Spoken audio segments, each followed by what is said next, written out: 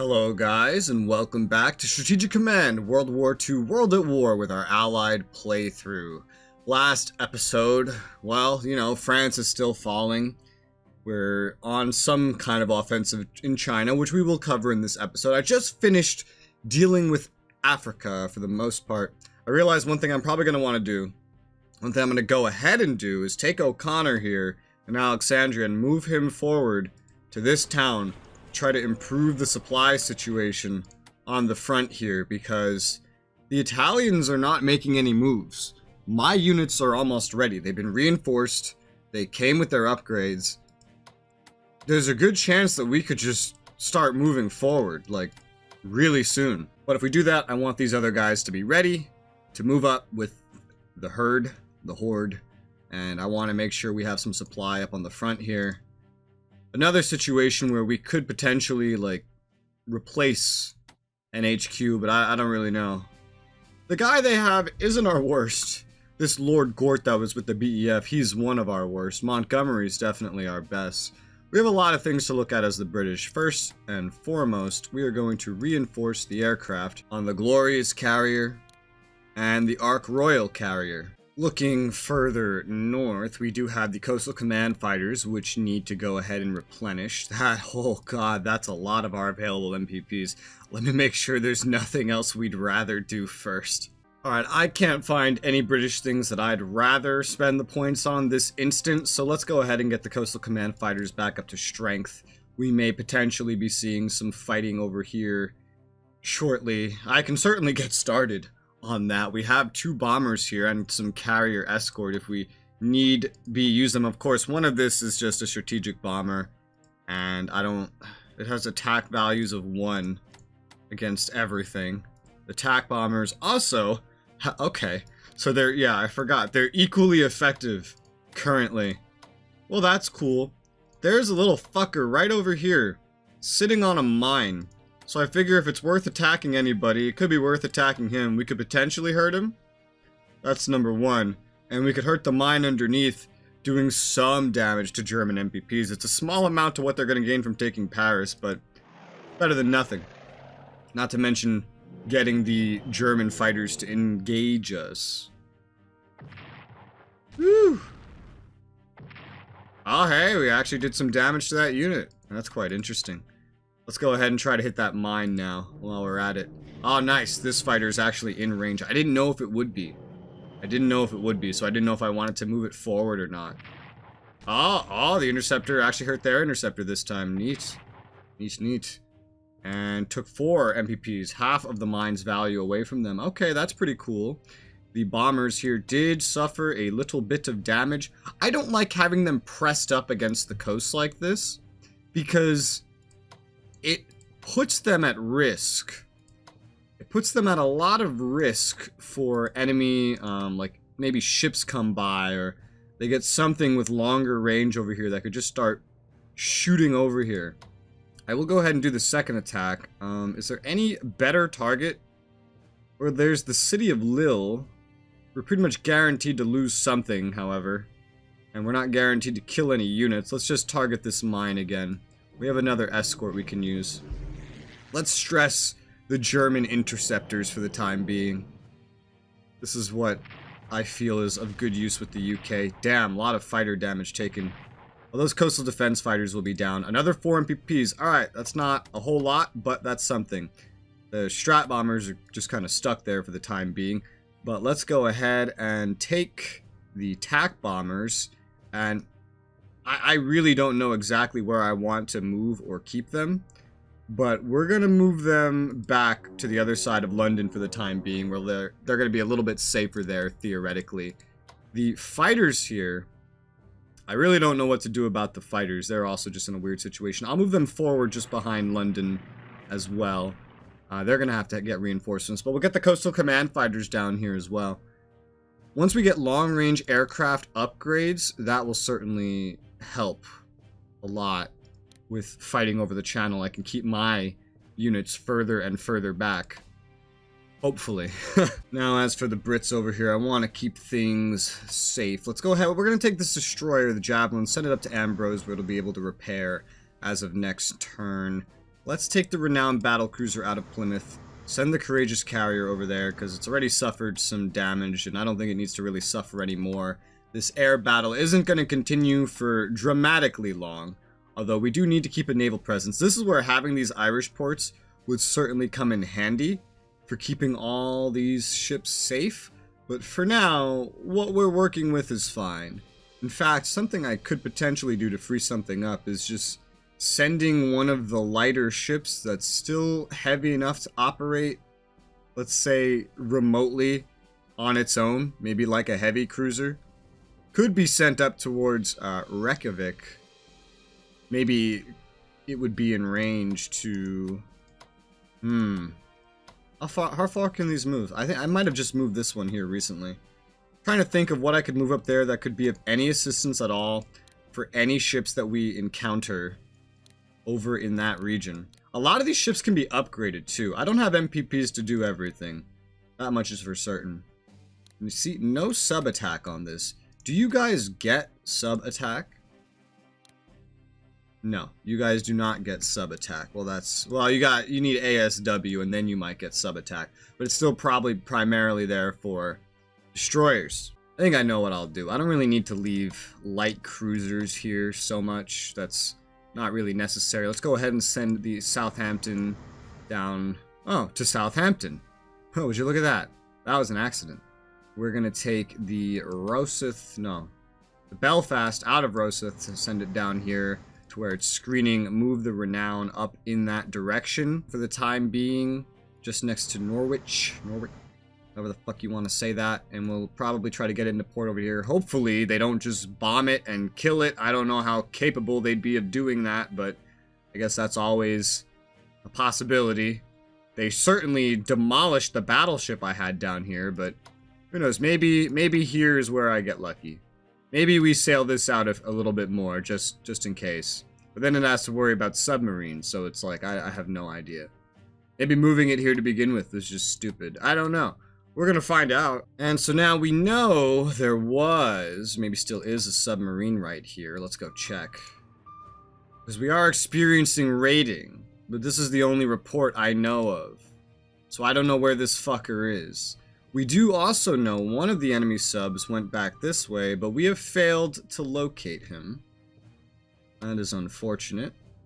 Let's do a sweep this way. Anything? No? Really?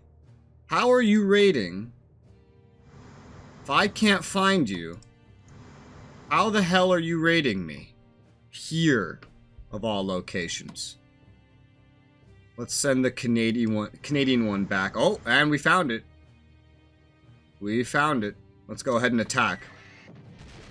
2 damage dealt, and our damage evaded. Nice. The Bulldog's not going to get there in time, but it can at least move in the right direction. I have a lot of destroyers dedicated to this line right now because they're the only things I have that can really do any ASW at all. They're not upgraded with it. I don't even have the research. Are we researching? We are researching it. That's good. We're going to need it. We might as well hurt the efforts of these U-boats wherever we can. One upgrade that's not the most expensive to look at on these ships that could, solve the problem that I'm considering here with my renowned battlecruiser is anti-air defense, especially for the bigger ships. The bigger ships really need it. Let's take a look at the Nelson battleship. It was air that sank the first battleship that we ever lost, the only one. So let's go ahead and get some anti-aircraft defense on the Nelson. Where do we have any other battleships? The Valiant. Of course it was air, it was air that destroyed the Bismarck too, wasn't it? I just didn't expect it to be like, oh, this one strike can destroy half a battleship level of effectiveness. But we got 2 battleships, which I believe are all my remaining battleships, with some anti-air defense. That's good. That's a nice upgrade. Protect the most valuable things, But with that, I believe we're done with everything over here. Yes, it does appear to be so. So, let's go ahead and look at the Chinese front, where... Oh, would you look at this? The readiness and morale of the Japanese up here is getting a little messed up. Their supply isn't so great. That might be part of why. I know up north here by Peking we were suffering some rather large losses. Also, I looked up, so this is, I guess it's this railway? No, I can't see if there's... No, there is a railway here. So this is the railway that we keep getting points from Hanoi. We paid like a small amount as America to get supplies ferrying through Indochina into Nanning. Turns out if we had actually lost Nanning, we would have lost that bonus earlier. I say earlier because I think there's a good chance we lose it soon. Theoretically, Indochina won't do this for us anymore if and when France falls. So we may be getting nerfed as China soon, which is why we really need to make the most of any and every bit of success we have going on around here. So let's go ahead and reinforce this core that's got pushed back by these armies again. They just love pushing us back over here. Let's reinforce this army. A lot of things need reinforcement over here. Let's reinforce this core. It's proving difficult to break through up here in the north or even get anything done because they just keep swapping in and out of Peking with two armies, and then my armies are just no match for them, and it's kind of brutal. We need to get the army away from Peking to really guarantee that we hurt it at all. This core is up to 2 out of 3 entrenchment, so I don't want to necessarily pull it back, but leaving it up here and moving anything else up there may just be dumb for the time being. It may not be the smartest thing, so we'll pull him back to the hills with this road back here and form like a line as we have going right now. However, choosing to be passive up there doesn't mean we're going to be passive everywhere. As we know, we're seeing great success down here by Amoy. We've pushed and taken the southern coastline in the middle of 1940, which I'd say is pretty good. Let's go ahead. We're going to want to press our advantage here. Ooh, our readiness could do with some improvement. This is our most ready force over here. It's also the best supplied. We don't have an HQ for these guys. That's really the problem. Our HQs are caught up on the front, and they can't really support this advance, so our supplies in general here are just not going to be that great, and these ports don't provide a huge amount of it either. But I think the enemy is working on the same disadvantages. So let's go ahead and let's get an attack in on this core. Readiness morale is just shot on this fucking thing. Let's go ahead and attack with the enemy, or the core, at Amoy. That has forced the enemy core to retreat a little bit, so let's take our 5th corps and move it forward. They only have a garrison on Fuchao. Let's go ahead and attack again. No further retreating, but you know, they're not entrenched. They're out in the open. We're going to push our, what is this, 4th corps up here as well into the mountains, following along. We do have this core back here. I'm probably just going to reinforce that, get that back up to strength. Glancing over at the center here, we do have a core that is in need of some reinforcement, getting a little bullied by the stronger part of the Japanese front here. However, this weaker part, where they usually keep bullying us, I feel deserves to be exploited. So let's go ahead and take the 12th Army here and go on the offensive against the enemies. Looks like we dealt 3 damage and only took 1. That is absolutely beautiful. The 41st Army here should also go on the offensive. Let's send them after the enemy's 6th Army because their readiness and morale is a pittance. We unfortunately did not deal any direct damage, and we took some damage ourselves. Now, the 42nd Army, I was imagining I'd send that out to the Special Forces because they're easier to hurt than an army, but having fucked this army up so much, it's in a terrible state. So let's go ahead and just attack that. We took 1 damage, dealt another 3. This army is just getting fucked up. I believe I might be able to even move something else forward to hurt it. Everything we do in China comes with risks, but I believe this might be a risk worth taking. We're going to move up out of the mountains into the field here. It says we're going to lose 1 and deal none, but let's take the risk anyway. We lost none and dealt 1. Now that, I'd say, was a risk worth taking. This thing is 1 shot away from dying. It's 1 shot away from dying. And sadly, I have nothing except a fighter group that could even attempt to hurt it right now.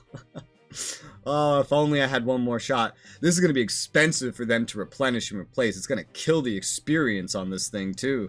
We still have further movements we can do in the south. I'm a little nervous in this region, if I'm being completely honest. Little bit nervous. We're going to take the 3rd Corps here, move it into the mountains. over yonder, where next turn it should be able to just cross the river here. They have 3 armies here, which is why I'm nervous to be aggressive here. One of them I know we fucked up. I'm not too confident about the other 2. This Central Expedition army is a very elite one that I don't necessarily want to just run my troops into and start getting them all fucked up. Now, I don't fully know how this works, but this is a good time to test this. So I noticed the Chen HQ here is not quite as good as some of the other stuff we have. We have a bunch of 6s that I feel we might want to fit in. So I guess is this guy named Chen? Like, what's his name? Let's go ahead and replace him with Sun. Oh god, no, that costs a whole bunch of MPPs. Okay, so if you want to make your HQs stronger with better leaders, you have to pay a nice nickel and dime to pull that much off. Well, Zhu down here, I don't know how to speak Chinese, so I'm gonna butcher these. Zhu down here is gonna march down to Hengyang, where he should hopefully be able to provide support to the offensive a little bit better. The defensive here is not gonna need it as much. You know what? Fuck it. Let's make these goddamn Japs really panic. If you think what I was doing right now wasn't making them panic enough, we're going to take the 12th Army, we're going to march it forward into this field here, in between the road and railway leading down this part of the front, and actually into our territory. They have nothing on this city at all. Holy crap. Now, this may not be my best idea, but as I do more of it, I hope you'll appreciate the extent of it. We're going to take this corps out of its defensive position. We're going to send it up to the fortifications we just abandoned, and we're going to attack the army. Unfortunately, still not killing it, however. We're going to take this corps that participated in the attack, and we're going to send it to try to cut off the next part of the railway here. And now we are in range of one of their towns, and almost cutting them off from north to south completely. Very, very risky stuff right now. But right now, I basically want to make an offensive where they can't respond. Now, that's aside from the north. The north, I'm waiting for a better opportunity to do anything. But this isn't it. This isn't all of it. Don't worry. We're not done yet. There's still more to do. We're going to go ahead and we're going to take this corps out of its defensive positions as well. We're going to move it up right next to this army, and then move the second corps up into the defensive positions that we left behind. Now in the south here, to further the cause that I am so recklessly doing up here, because if this is all I did, which is not all I'm doing, I'm also pushing here, I believe they could just operate and then put off like a major defensive here to try to stop what I'm doing. Cutting them off isn't even necessarily the goal. I'm just trying to disrupt their lines while their main offensive is getting so weak. Give them essentially too many things to shoot at without any chance to recover. That's the goal right now. So to further that goal, we're going to take the 4th Army out of its fortifications. This is very dangerous. We're going to move it up closer to Wuhan to attack the enemy HQ from behind. Well, I guess head to head, but you know. So, we dealt 1 damage, we took 1, that's fine. It should hopefully make them panic. Now, we're going to take this corps and move it up into the defensive positions that we left behind. So now we have 2 corps defending against this elite Central Expedition Army. And, just to make them even further afraid, I'm going to take the 1st Army and move it up here to further face the enemies. And we see the Korean army that we fucked up earlier is still here, and it's still pretty weak. So we're going to go ahead and just immediately attack over the river. We dealt 1 damage, we took none. Okay. What I'm doing is extremely risky. But I believe it has merit, and I believe it will see success. I'm going to take the corps at Yichang, I'm going to move it up into these fortifications that we left behind to try to more evenly spread out my forces, if at all possible. The Chen HQ is going to move into Yichang, because to be honest, I don't think this is going to be a front for too much longer. I don't think they have the troops to protect against everything I'm doing. If they move things from the north, I will be able to surround Peking and then cut them off at the source. If they move things to the south, then I will be able to overwhelm them in the center very soon, I believe. And if they move things to the center, then I believe the south will get overrun. Very risky offensive, very aggressive, but I believe we have the leeway to pull an offensive like this. I do have belief in this major offensive that I'm pushing. So I'm going to go ahead, actually, and I'm going to recruit some more garrison units with China's current money. At the very least, I want to recruit 1. I don't know how many in total, but at the very least, I want to get one more recruiting. So we're going to go ahead and we're going to purchase another garrison unit. That leaves us with 99 MPPs. I'm thinking I might want to hold on to some of that in case shit gets really bloody next turn and I have to do a lot of recovery operation. But hopefully it doesn't come to that because I'm out of things to do for the most part. This corps is kind of stuck here staring at this Japanese corps, but at least they're even. You know, that's 1-to-1. Hopefully we're winning the numbers. I believe, in terms of total numbers, I think if you count everything, China and Japan start out with the same at the start, I think I read. Alright, you know what? Fuck it. We're going to get another garrison. These garrisons, they're going to take a while to show up. They're going to take until the 21st of July. Actually, that's not that long. That could be 1 turn, maybe 2. I feel like it's more likely to be 2, but we'll figure it out. Because I, again, am done here. Let's save my mid-turn save. And so now let's go ahead and end our turn and see what the Axis has in store for us. Getting some research progress. That's good. Ooh, China developed advanced fighters. Nice. Ooh, UK and miners collected 328 or something total. Ending up with 340. That's so much. Does this really add up to that? This doesn't look like it adds up to that. I guess it might. 183 plus all this, 328. Numbers can be deceiving. And yeah, there's that Hanoi Kunming that leads to Nanning. Okay. America's only 33% mobilized. It's collecting 170. Holy fuck. That's kind of crazy. Alright. Axis boys. Let's see what you can do here. Let's see what you have. Alright, we got Italians pushing in, Slovakians recovering. Okay, their navy's stepping out to play. I didn't know where their navy was this whole last turn. Submarine stepping out. That's why I kept the battlecruiser in the rear.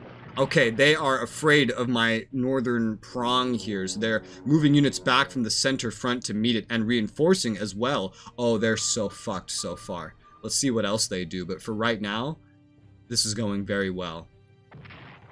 They're focusing a lot of their aerial power on that army that's in the offensive. They're very concerned about that. They are trying to bomb my naval units. They are going after my light cruisers. We're gonna have to get the navy, like, out of here in time. We're gonna have to get it away from here. The Germans are pushing. They've taken Le Havre. They're circling around Paris, but they're not at Paris yet. They're still fighting the corps on the front, trying to complete an encircling maneuver here. They are pushing. They just got another corps. Getting closer and closer. But they're not there yet. France might live to see another turn. Ooh! We just lost an army in the south of Japan. Dun dun dun. So they've chosen to go pretty heavy there. But they're keeping a lot of units where they are. Fighting down some of my corps. Okay. I gotta take a closer look at that border once we're done here and see what it looks like. Very aggressive on the entire French line. Oh my god, they have more paratroopers. Fuck. Well, they've essentially split the Maginot and the defense of Paris in half. Paris is on its way out at this rate. Guaranteed. The Italians are marching north. They've reached Paris. And they're fighting the HQ that's on it. Yeah, Paris is completely encircled from both sides. The Maginot is also surrounded. Okay, the enemy submarine went southwest. Alright. French morale is reduced by the loss of Lyon. Whoops. Not much I could have done about that. Okay. Okay. We did lose some units, mostly French. The only thing of real importance otherwise that we lost... oh, a heavy artillery China. I ordered that. The only thing really of heavy importance that we lost was an army right here. They decided to keep everything they had here and gang all 3 of their armies up on the army I moved here, and they actually did end up killing it. However, that means their response up north wasn't as good as it could have been. And they have a very weakened army defending up here. Now, was that worth it? I don't know. They are in a bit of a situation here, as we can see. They're kind of getting fucked up on every side. They're not able to respond to everything. So even though I lost an army, poor 250 MPPs, I'm so sorry, we do appear to have accomplished the goal that I set out with that offensive. And we have 2 more armies that we're going to receive in 41 for free. And we have a heavy artillery. We're going to get another heavy artillery too by the looks of it. Wait, 29th June? Oh, I know, that's the one we have to deploy right now. What's of note is that even though they tried their best with all their air to break this offensive, they failed. They have their front here being destroyed over by Chengchao. Yes, being destroyed. It's completely breaking apart. Its readiness is in the dirt, and our offensive is still going strong.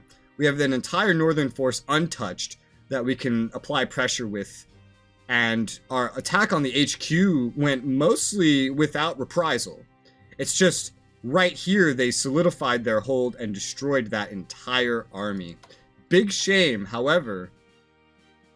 I believe we've opened up an amazing series of opportunities to ourselves here with the actions we have taken. Especially with all the free things that we've gotten from defending Nanning and getting money from Hanoi, and the fact that Paris is somehow still up and still alive. Not for long. We're in July. It's probably gonna die next turn. I don't see how France could live any longer at this rate. But you know what? I got a lot more of a fight out of them than I thought I would have. And there's a German HQ just asking to be pummeled. I can't wait to see where this goes. I'm actually feeling rather happy about how this went. And I have to make a note that I have to start moving some British stuff. But for now, I think we're going to call it for this episode. We're going to take on this turn next episode, of which I have a lot of things to tackle. This war is really heating up. There's pressure being applied on every side, and I only hope the Soviets are ready to meet the challenge that's going to be coming to them in time. We got probably a year, maybe a little more than a year. The AI loves to attack us early so far in this playthrough, but I don't know. I'm impressed about France, but China, whereas I'm really proud, I want to hear your thoughts. Do you think that my offensive was worth it? Do you kind of see what I'm trying to do here? Do you think it was worth losing the one army, even with how many units we have? I think that's our first or second only Chinese unit loss. So let me know what you guys think about that in the comments. And for now, I guess that's it. Have a good day, and I'll see you on the next one.